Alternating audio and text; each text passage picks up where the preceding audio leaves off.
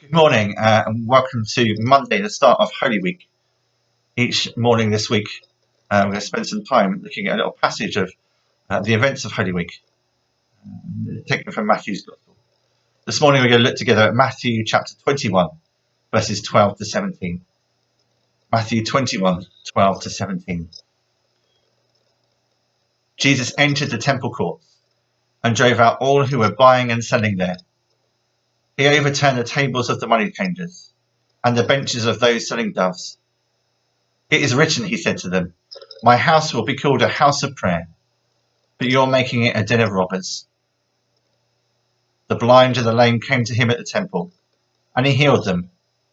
But when the chief priests and the teachers of the law saw the wonderful things he did, and the children shouting in the temple courts, "Hosanna to the Son of David," they were indignant. "Do you hear what those children are saying?" they asked him. "Yes," replied Jesus. "Have you never read, 'From the lips of children and infants, you, Lord, have called forth your praise'?" And he left them and went out of the city to Bethany, where he spent the night. As we journey through Holy Week, we'll spend a time looking at the several events of Jesus in that final week. But as we know from the Gospels, so many times Jesus turns things upside down. He encourages people to see things differently. And here he literally turns the tables upside down in the temple. And what's Jesus trying to do? Well, he's trying to get them to think differently about their worship. Jesus is wanting people to be able to get access to God, to be able to pray and to worship to him. See, where the money changers are, it's what's known as the court of the Gentiles. Anyone could have access there. It was only the central area of the temple courtyard, which was for the Jews only. But in that court of the Gentiles, the initial area of the temple, there were people there who sold animals for sacrifice, who exchanged money for temple offerings. And they did this, well, why did they do that? Lots of down to people who were traveling to the temple at those times. It was easier for them to buy animals there or to exchange money there rather than having to bring an animal with them on their travels.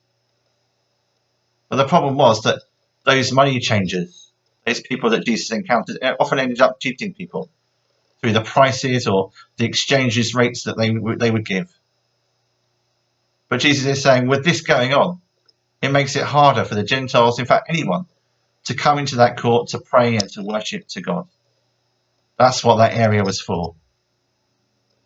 And so Jesus was encouraging to clear out, to make a way in which people could come to God. As we look through Holy Week and we look towards the cross and Jesus' resurrection, we know that the way to come towards God in worship is soon not to be about the temple building, which was such a central part of those life in those days. But Jesus' death brings us the way in which we can worship God. And leaving the temple, we see that the chief priests and teachers of the law encountered Jesus with a group of children shouting, "Hosanna to the Son of David." And there again, Jesus is saying, children and young people have as much right to worship God, to shout forth praises. He's encouraging the praise of children, of young people, of the Gentiles, of everyone in worshipping God.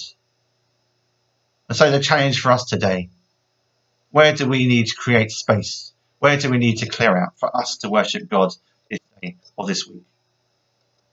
Like the temple, does our lives, does our time get full of other things? Things that distract, things we need to do. And do we lose time to focus upon him? Perhaps part of Holy Week this week, we could set aside time each day to come before in prayer, to worship God. Let's think about that as we journey through this week. Thank you.